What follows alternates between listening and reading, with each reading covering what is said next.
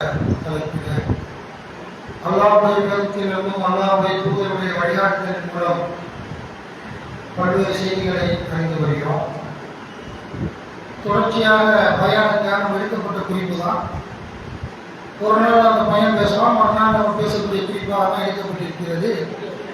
அதற்கு முன்னாடி ஒரு செய்தி, அல்லாஹ்வுடைய மார்க்கத்தில் சொற்பொழிவு எது உங்கள் மீது கடமை. சொற்பொழிவுல எவ்வளவு ஜும்மாவுடைய சொற்பொழிவு உங்கள் மீது கடமை. உட்கார்ந்து ஆகணும், நன்மை போயிடும். சுபு துளைக்கு பிறகு உள்ளதோ, அசர் துளைக்கு பிறகு உள்ளதோ, இரவு துளைக்கு பிறகு ரமலானில் பேசக்கூடியதோ, அதெல்லாம் ஒரு அடிஷ்னல் பேப்பர். விரும்பினா இருக்கலாம், இல்லாட்டி போகலாம். அதெல்லாம் எந்த நிர்பந்தமும் கிடையாது. அவர் கேட்கலன்னா யாரும் கோச்சிக்க போதில்லை. இவர் கேட்கல, அவர் கேட்கல, யாருமே கேட்காட்டாலும் அண்ணாட்ட கணக்கு சொல்லியாச்சு. என்ன வாங்கினே, அவர் கேட்கல, இவர் கேட்கல, அவர் போயிட்டார், எவர் போனால் என்ன மலக்குமார்கள் பார்த்து கேட்பாங்க. அண்ணாட்ட கணக்கு சொல்லியாச்சு. இறைவன் இந்த அடியான் நம்ம நன்மை ஏவுறோம், தீமையை தடுக்கிறான் என்று சொல்லி நம்ம கணக்கு சொல்லிட்டோம் ஒழிய, அதனால் நம்ம அதான் நோக்கம். வேற யார் இருக்கிறாங்க இல்லை அந்த மாதிரிலாம் நினச்சி கூட நம்ம பார்க்கல. காழ்ப்புணர்வு கிடையாது, தகவல். அதனால் அவங்ககிட்ட நம்ம இன்றைக்கு செய்தி என்ன அப்படிங்கிற அல்லாஹ்வுடைய மார்க்கத்தை பொறுத்த வரைக்கும் அல்லாஹ்வுடைய மார்க்கத்தில் வெற்றியாளர்களுடைய பண்பாக இன்றைக்கு எடுக்கப்பட்ட ஒரு செய்தி நம்ம அறிந்து கொள்ளணும். பொதுவாக ரமலானுடைய மாதத்தை பொறுத்தவரை அடிப்படை விளங்கிடணும். வெளியே மைக்கில் தகவல் பறிப்போம், சும்மா உள்ள உட்காந்து பேசலை. தப்லீக் ஜமாத் கூட்டம் கிடையாது, மைக் அமைச்சிட்டு பேசுறது. வெளியே போவோம், எல்லா மக்களும் செயல்படுத்தீர்கள். அல்லாஹ் குர்ஆன்ல சொல்றான், ஹதீஸ்ல ரமலான் மாதத்தில் ஷைத்தான்கள் விலங்கிடப்படுகிறார்கள். இது ஹதீஸ். இதை நம்புனா முஸ்லிம், இல்லாட்டி காஃபிர், இறைமறுப்பாளர். ரமலான் மாதத்தில் ஷைத்தான் விலங்கிடப்படுகிறான் என்ற ஹதீஸின் விளக்கம் என்ன? யாருக்கு விலங்கிடப்படுறான்? யாருக்குடா சொல்லு, கேள்வி கேட்கிறேன், உன்னை பார்த்து கேட்கிறேன். கேளு, யாருக்கா சைத்தான் யாருக்கா விலங்கிடப்படுறான்? எல்லாம் விலங்கிடப்படுறான் சைத்தான்கள். யார் இந்த விஷயத்துல? யார் விஷயத்துலடா? இறை நம்பிக்கையாளர்கள் விஷயத்துல. இந்த குடும்பப்பாது, ஏமாத்துறவன், ஃப்ராடு, சும்மா ரமலானுக்கு கொண்டு வர்றவன், ரமலானுக்கு நாட்டாமதான் பண்றவன், இவன் விஷயத்துலாம் கிடையாது. இறை நம்பிக்கையாளர்கள் விஷயத்துல ஷைத்தான் விலங்கிடப்படுகிறான். அவங்க சிந்தனை, செயல்பாடு, நோக்கம் எல்லாம் குர்ஆனின் பக்கம் இருக்கும், முகமது நபியின் பக்கம் இருக்கும். மற்றபடி கலகம் ஏற்படுத்தக்கூடியவனா அந்த ஏமாற்ற ஃப்ராடு. ஏன்னா அது ஊருக்கு ஊர் எல்லாருக்கும் உள்ள ஒரு விஷயங்களை புரிந்து கொள்ள வேண்டும். ரமலான் வந்துவிட்டால் சைத்தான் கலகட்டுவான். பசித்திருப்பான், தாக்கித்திருப்பான், நோம்பு வச்சிருப்பான், கோபம் மூப்பை பார்த்துக்கிட்டு வரும். ஏன்டா நம்ம எடுத்துட்டு போவான் கோவப்படக்கூடியவனா இப்படி பார்க்குறோம். ரமலான் பசித்திருக்கிறான், தாக்கித்திருக்கிறான், குண்டாட்டிக்கு உறவு இல்லாமல் இருக்கிறான்னா மூக்குக்கு மேலே கோவம் வரும். அப்போ ரசூலுல்லாஹ் சொன்ன ஹதீஸின் பொருள் என்ன? இறை நம்பிக்கையாளர்கள் சாதாரண டைமே கட்டுப்பாட்டோடு இருப்பாங்க. அல்லாஹ் பார்க்குறான், அல்லாஹ் கண்காணிக்கிறான், என்னுடைய நடவடிக்கை அல்லாஹ் பார்த்துக்கிட்டு இருக்கிறான் என்று இருப்பார்கள். அதை கூட ரமலான்ல மும்மாட்டி சொர்க்க நரகத்தினுடைய வாசல்கள் திறக்கப்பட்டிருக்கிறது, நான் சொர்க்கத்துக்கு போகணும், நரகத்துக்கு போகக்கூடாது அப்படின்னு சொல்லி வந்துக்கிட்டு சைத்தான் விலங்கிடப்படக்கூடிய சைத்தான் நல்லவங்க விஷயத்துல அது விலங்கிடப்பட்டே இருக்கிறான். கெட்டவங்க விஷயத்துல இப்படி பயங்கரமா இருக்கும். அது யாருக்கு அஜரத்து எல்லாம் பயன்தான். அஜரத்தாரில் என்ன, நான் ஒரு நேரத்தை கிழிக்கிறேன், அப்படி கிழித்து திட்டுவேன். அப்போ அஜரத்தாரில் பிறகுதான் செங்கச்சருவில். அப்போ அதெல்லாம் என்ன அஜரத்து மகான் இப்படிலாம் இந்த வாதம் குப்பவாதம். எல்லாம் பயன்தான், எல்லாம் மனுஷன் சண்டை கோபம் தான் திட்டுவான், பேசுவான், அடிப்பான், எதிர்த்து நிற்பான், எல்லாத்துக்கும் உள்ளதுக்குலாம் அவன் மனுஷனை படிச்சிருக்கான். அதை கட்டுப்பட்டவங்க இஸ்லாம். இதை புரிந்து கொள்ளணும் என்பதை புரிஞ்சுக்கிறணும். ஒரு மெச்சூரிட்டி அடைந்த பிறகு கோபத்தை கொப்பளிக்கிறான் என்ன பொதுவாக சொல்றான். இந்த இடத்துல சம்பவம் வேண்டியில்லை. பொதுவாக ஒரு மெச்சூரிட்டி அடைஞ்சால் 50 வருஷம் வயசு, 60 வயசு, 70 வயசு, 80 வயசு எப்படி இருக்காண்டி? 25 வயசு பையனாக இருக்கலாமா, 18 வயசு பையனாக இருக்கலாமா? அந்த மாதிரி கோபத்தை காட்டுறது மெச்சூரிட்டி இருக்கணும்னு சொல்ல வர்றேன். அந்த மாதிரி கோபம் சைத்தானுடைய பண்பு. 50-60 வயசு நாய் கிடம்பு அடைஞ்சிருச்சு, எவன் மூத்தா போறான், ஃபேஸ்புக்கை தோணுன்னு சொன்னா சின்ன பையன் மூத்தா போறான். நல்ல மூத்தா போறான் எல்லாம் பார்த்தா வாய்ப்பாஸ் ஆக ஊமை, அண்ணாக்கு பயந்தவன், எதிர்த்து நிற்காதவன், அப்படி தான் கோழைகள்.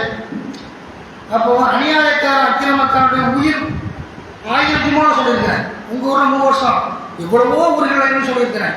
அநியாயக்கார சீக்கிரம் சாக மாட்டான். ரவுடி, கெட்டவன், அயோக்கியன், திருடன், வட்டி வாங்குறவன், உள்ள மாதிரி கேடு கெட்டவன், இவெல்லாம் இருப்பான். நல்லா போட்ட மழையை பாரு. கட்டேஸ்வர இன்ன பக்தர் சதி என்னுடைய பிடி அவனை எப்படி பிடிச்சி அடைக்கிறான்னு பாரு. மூத்தா போகிற நேரத்தில் பேண்டுக்கிட்டு மோண்டுக்கிட்டு கைகால் ஆடி போய் ஞாயிறு நிலமெல்லாம் போய் பொண்ணை பிள்ளை பார்க்காது கொண்டாடி பார்க்காது சீட்டான் உலகத்தில் வாழும்போது எப்படி இளமையில் வாலிபத்தில் எப்படி வயக்கித்தனம் பண்ணான்னு சொல்லி கொண்டாடி ஒதுங்கிடுவா, பிள்ளை ஒதுங்கிடுவா. மூத்திரமையை வேண்டாங்க கேட்பான். நாரி போய் மூத்தா போவான். யாராவது பிரயாசம் ஜனாசா இருப்பான். அப்படி பார்க்குற மாதிரி இல்லையா?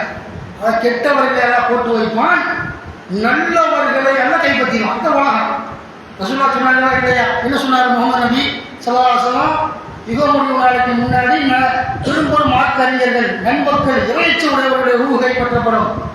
கெட்டவன் இருப்பான், அரச ஈமானோட இருப்பான், பண்பை அதிகம் சொன்ன மார்க்கம் தெரியாம உலகமாயா இருப்பான், இஸ்லாமிய டின்னெடு தெரியாம இருப்பான். அவன் கை பத்துவா கேட்பீங்க, அவன் யாரு? கெட்டவன்.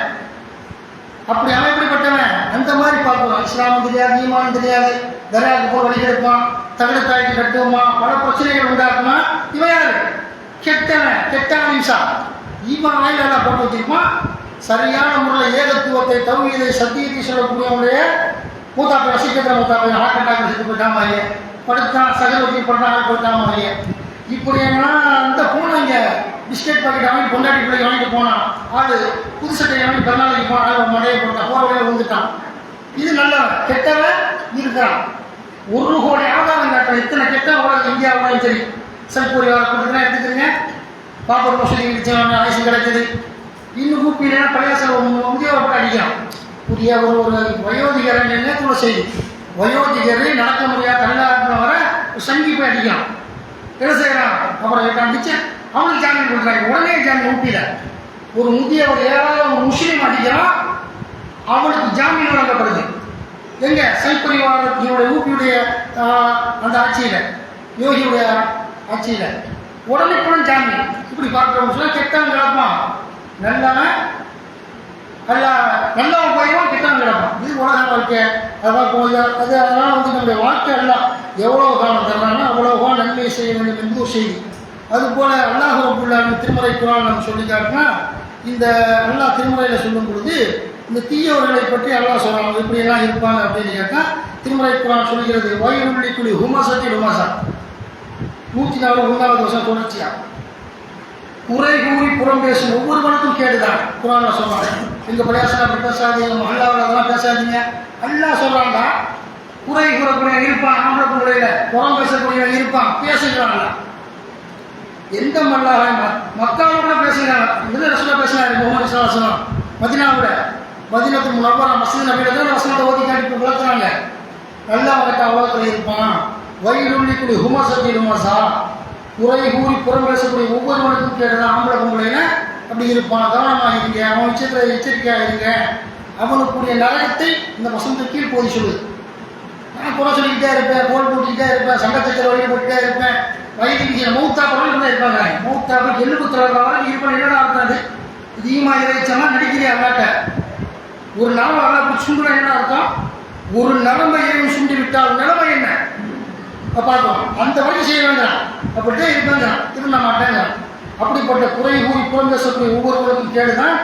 அல்லது ஜமாமால வந்ததா 104 அவன் செல்வத்தை திரட்டி அதை கணக்கெடுக்கிறான். சில பேர் பிச்சைக்கார வேலை வச்சிருப்பான், சோறு இல்லாதவன நடுத்தரமா, அதான் அன்றைய பொழுது போகக்கூடிய அளவுக்கு. சில பேர் கோடி கோடியாக வச்சுப்பான். சுவிசர் பேங்கில் பணத்தை போடுவான், அங்கே அங்கே அப்பாட்டி பேரில் வச்சுப்பான் பணத்தை, அங்கே இங்கேன்னு சொல்லிட்டு பேங்கில் எல்லா பேரையும் வச்சுப்பான். பிள்ளைகள் பேரம்பேத்தி பேரலைனா அப்படி வச்சு காசை என்றான், தங்கத்தை என்றான், வைரத்தை என்றான். அப்படி நம்ம என்ன மாதிரி உங்களுமே அன்றாட கட்சியும் இருக்கிறாங்க.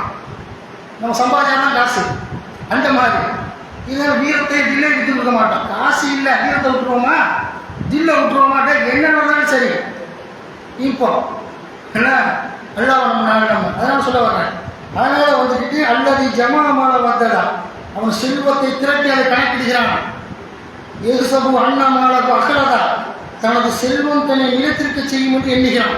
ஏன் ஆட்டம் போடுறான்? எல்லா அயோக்கிய பழையும் பார்த்தீங்கன்னா காசு வச்சுக்கிறான். பிச்சைக்காரன் ஏழை ஆட மாட்டான். சண்டைக்கு போனால் பேசுவான். ஒழிய இந்த காசு வைக்கிறா வச்சுக்க அயோக்கிய பயில உள்ள பாருங்க, செல்வம் வச்சுக்கிறான்.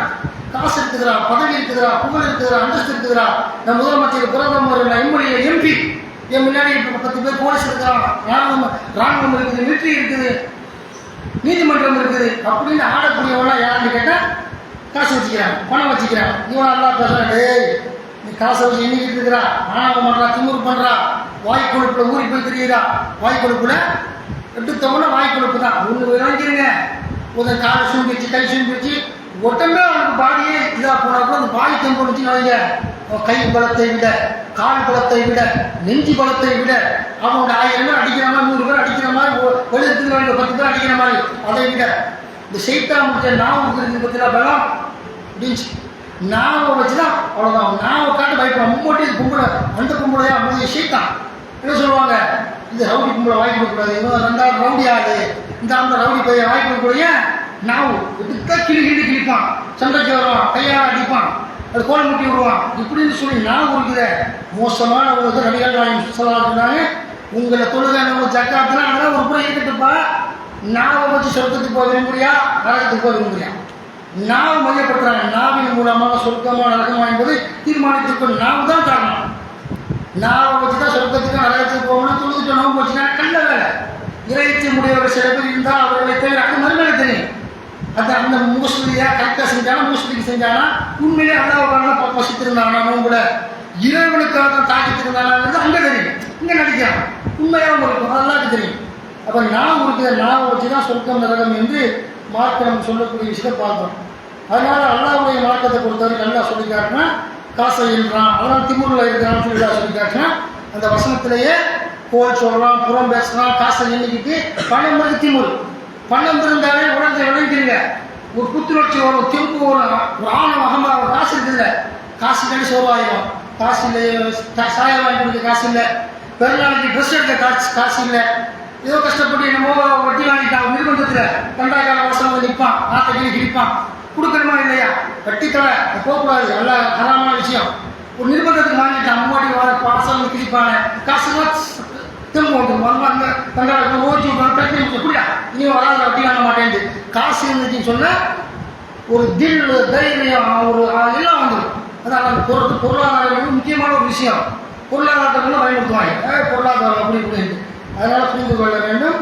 அப்போ அதை பார்க்கணும். அந்த மாதிரி நல்லா சொல்லலாம். பொருளாதாரத்தை பொறுத்த வரைக்கும் இன்னைக்கு காசை எண்ணுறான், எண்ணி பார்த்துட்டு தான் முடிவெடுக்கிறான் சொல்லி நல்லா சொன்னால் அதெல்லாம் ஆணவத்தியம் இல்லை.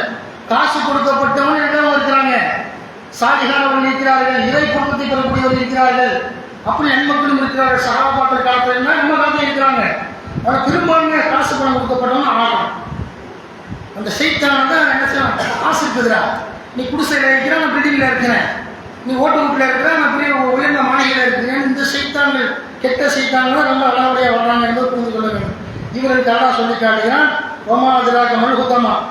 அல்லாஹ் சொன்னான் இந்த மாதிரி ஆட்க ஒமாதிராக மழுகுத்தமா. அல்லாஹ் சொல்லிட்டு சொல்றான், அந்த கல்லால் இன்பதன குத்தமா அவ்வாறு இல்லை.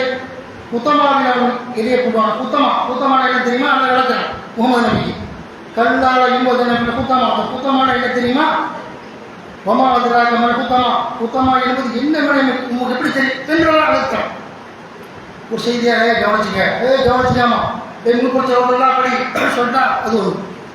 முழுப்படுத்தவங்க எல்லாம் படிக்காட்டே விட்டா என்ன படிக்கணும் அடுத்தாண்டு வைங்க. இன்னும் முக்கியமான செய்தி சொல்கிறான்னு குறைஞ்சிரும். ஆஹா, முழுப்படுத்த போயிடா போயிட்டா ஐஏஎஸ் ஐபிஎஸ் கல்லூரிகள் பரீட்சைகள்ல பார்த்து போய் நினைக்கிறானா இல்லையா, அந்த மாதிரி எல்லாம் சொல்லலாம். அழுத்தம் கொடுக்குறாங்க.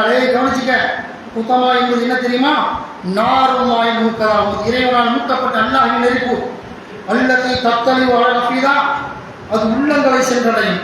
அநியாயக்காரன், கோல் மூட்டவன், பொய்காரன், ஆணவ அகம்பாவம் செஞ்சவன், கெட்டவன், தீயவர்களுடைய உள்ளங்களை அது சென்றடையும். நார்மலாய் மூக்கதா, அல்லாஹ் மூக்கப்பட்ட அந்த நெருப்பிலே அவன் கருகுவான். அல்லத்தி தத்தளிவு அழகா, அது அவன் உள்ளங்களை சென்றடையும்.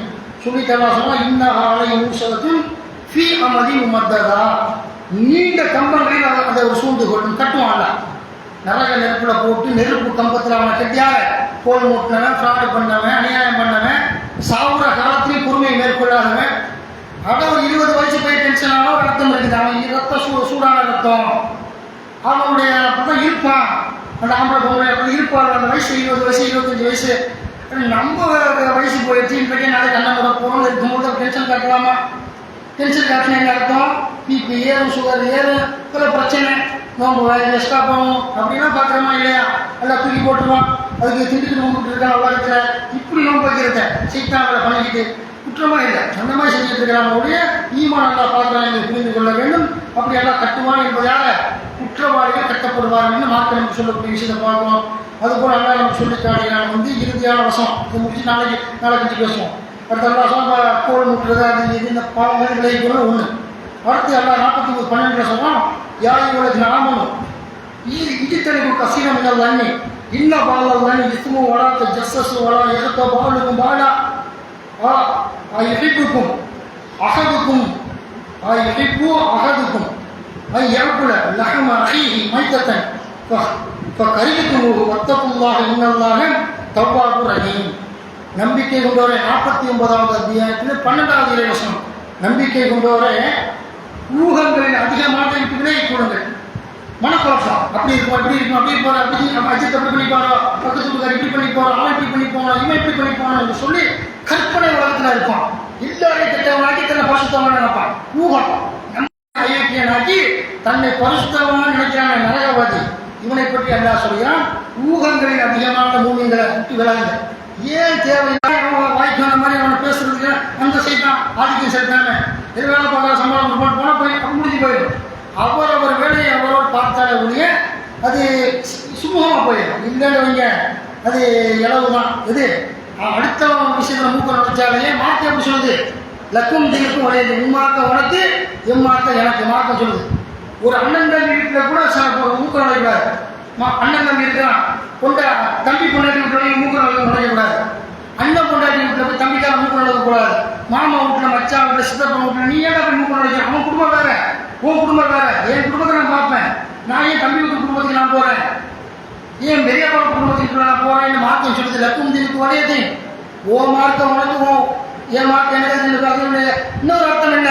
இப்படி மார்க்கம் ஓ வழி உனக்கு, என் வழி எனக்கு. ஒரு நண்பர்கள் அவன் விஷயத்தில் அவன் இருப்பான், அடுத்த நண்பர்களுக்கு அடுத்த டீம் போய் மூக்க வைக்கிறான்.